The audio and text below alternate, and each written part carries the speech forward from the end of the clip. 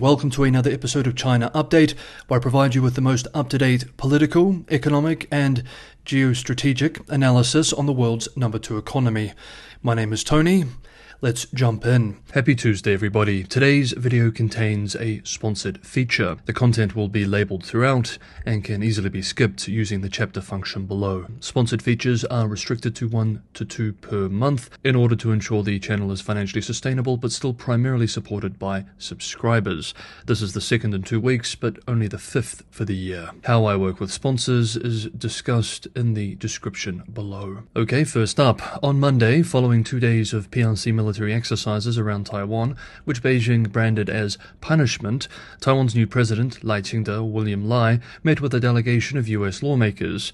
And he didn't beat around the bush. Lai asked for more support to help strengthen his country's defenses, signaling his priority for closer alignment with Washington and expressing, quote, "With your support, I hope that the US Congress, through legislative action, will continue to assist Taiwan in strengthening its self-defense capabilities, thereby advancing bilateral exchanges and cooperation," end quote. And the lawmakers seem keen to deliver. At a news conference in Taipei after the meetings, Representative Michael McCall, a Republican from Texas, who is also chairman of the Foreign Affairs Committee, promised that weapons that Taiwan has ordered from the US are coming, expressing, quote, "We are moving forward on these weapon systems. I'd like to see them faster, but they are forthcoming," end quote, saying that the weapons' importance was underscored by the, quote, "armada of Chinese ships and planes," end quote, that engaged in drills last week. He added that he had a direct and sobering conversation with Lai about the military threat to Taiwan, calling last week's Chinese drills a, quote, "preview of what a blockade would look like," end quote. Beijing is particularly hostile towards Lai, whom it accused of being provocative and deceitful in his inaugural address a week ago, when he urged a resumption of cross-strait exchanges, but also reasserted Taiwan's sovereignty. On Monday, the Taiwan National Defense Ministry said that as of 6 a.m. local time, it had detected 21 Chinese military aircraft, 11 Chinese naval vessels, and 4 Chinese Coast Guard vessels around the island in the previous 24 hours, and this coming after the ending of the 2 days of military drills. The US has a commitment under domestic law to help Taiwan defend itself through arms sales. In April, Congress included Taiwan in a $95 billion military aid package with funding for Ukraine and Israel. However, much of Taiwan's weapons procurement from the US has been delayed due to weapons being prioritized for the Ukraine war, as well as bureaucratic procedural issues. China's foreign ministry immediately protested against the visit on Monday, with a spokesperson expressing, quote, "China firmly opposes military ties between the US and Taiwan, opposes arming Taiwan, and urges relevant US lawmakers to stop playing the Taiwan card," end quote. Now, let's stay with East Asia and move to 2 other critical US allies in the region, South Korea and Japan. The same day, Monday, these 2 middle powers and China participated in a Trilateral summit, which saw talks between South Korea's President Yoon Suk-yeol, Japan's Prime Minister Fumio Kishida, and China's Premier Li Qiang. UK-based The Financial Times explains that the summit, arranged at short notice and the first of its kind since 2019, came amid disquiet in Beijing over Seoul and Tokyo's participation in sweeping US export controls designed to restrict Chinese access to cutting-edge chip technologies, the theme we will look at later in today's video, as well as their burgeoning military cooperation with the US. Li Qiang praised the summit as, quote, "both a restart and a new beginning," end quote, and the joint statement committed to speeding up negotiations for a trilateral free trade agreement. But he also expressed opposition to protectionism and decoupling of supply chains, and warned both to, quote, "take care of each other's core interests," end quote. It appears that Beijing is indeed concerned that the East Asian powers will be brought into a united technology front led by the US against China, using the summit as an opportunity to showcase both carrots and sticks, both connected to China's huge market. Stephen Nagy, a professor at International Christian University in Tokyo, explained in an interview on Monday that China wants to lure both South Korea and Japan away from the initiatives that the United States has put on the table, expressing, quote, "Under President Biden, there has been tremendous success in terms of bringing Seoul and Tokyo and Washington together through the Camp David principles," end quote. adding China is wary of this cooperation and wants to drive a wedge between the US, South Korea and Japan. Japanese Prime Minister Kishida asked that Japan lift its ban on imports of Japanese seafood.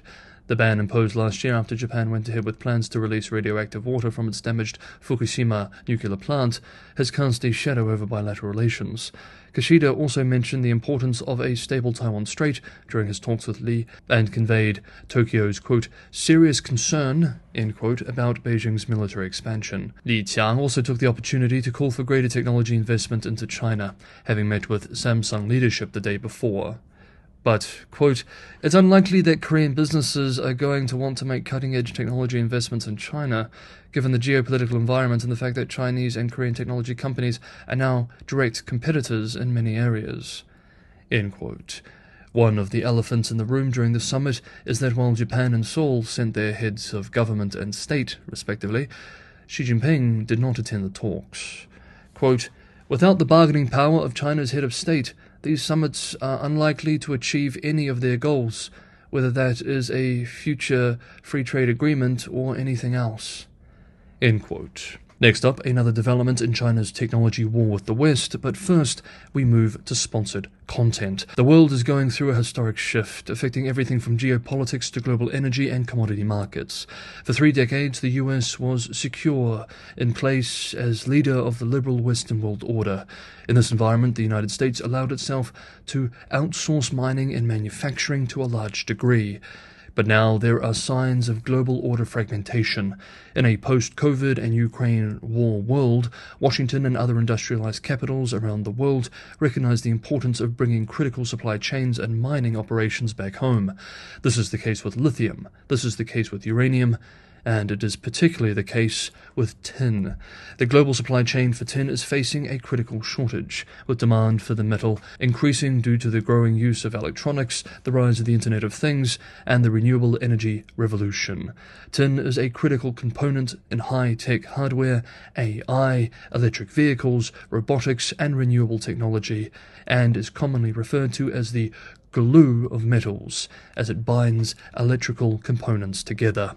Currently, 97% of the world's tin supply comes from developing economies, with China exercising control over critical supply chains. In the coming security environment, this is not sustainable. Western capitals want to bring these operations back to safe locations, and as such, we are seeing a once-in-a-generation shift.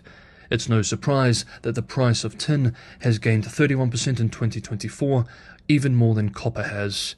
That's where today's video sponsor, IBER provides an excellent trade opportunity for savvy investors looking to take advantage of these historic shifts. IBER is a hard rock exploration company located in the Galicia region of northwestern Spain. The former head of commodity research at Carlyle Group, David T. Young, is a director at IBER and he has spotted a massive opportunity. The company is in the final stages of acquiring Europe's largest tin mine, Panota, and the goal is to put it right back into production.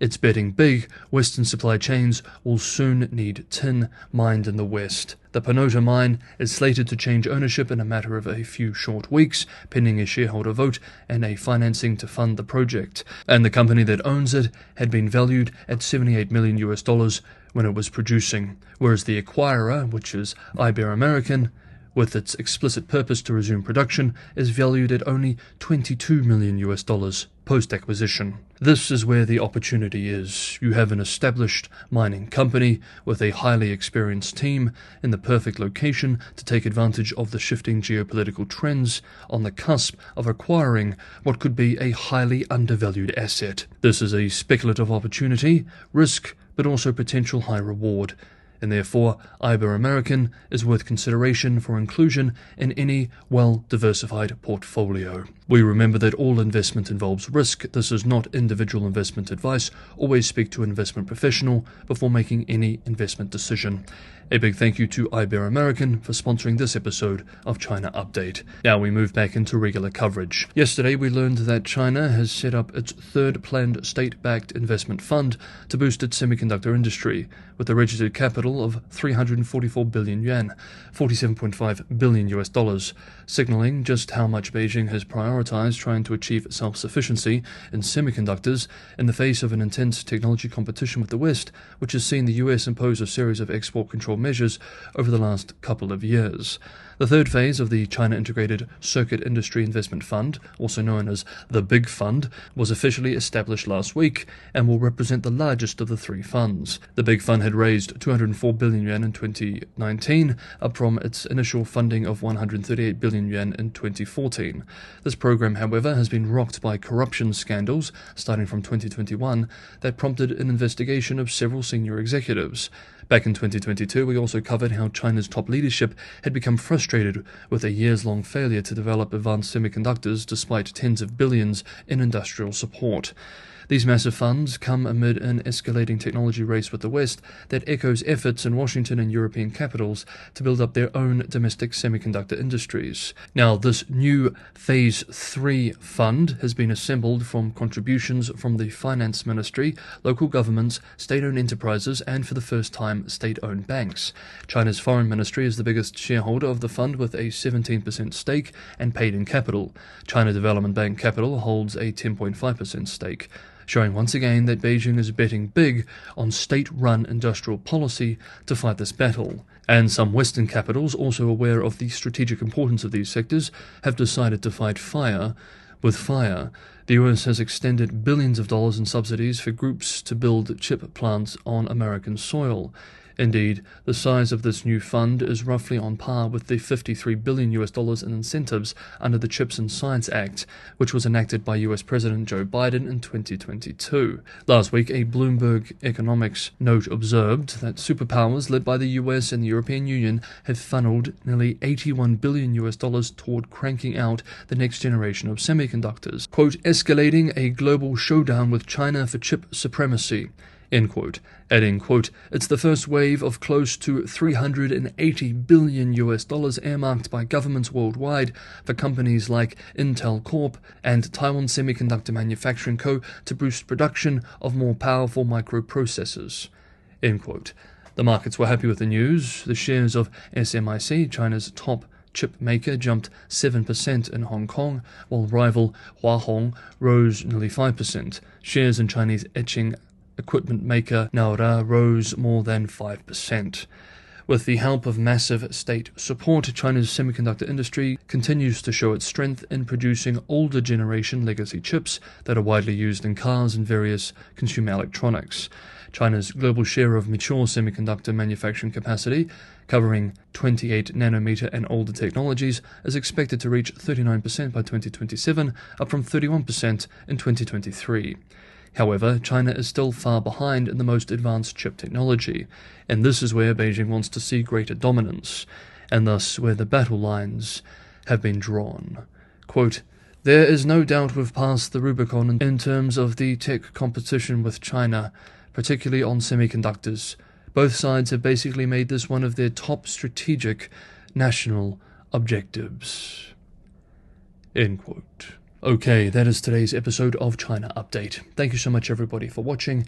Have a great Tuesday, and I will see you all tomorrow.